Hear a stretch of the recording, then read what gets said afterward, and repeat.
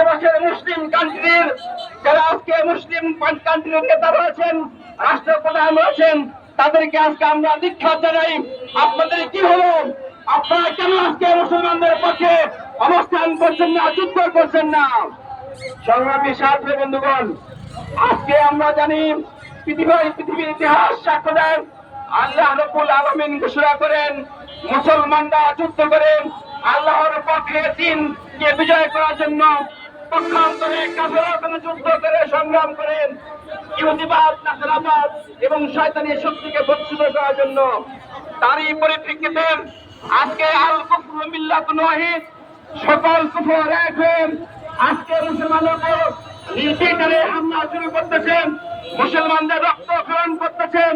আপনারা জানেন এ পর্যন্ত ফিলিস্তিনে 50,000-এরও বেশি মুসলমানকে তারা গুলি করে, বোমা করে শহীদ শাহাদাত বরণ করে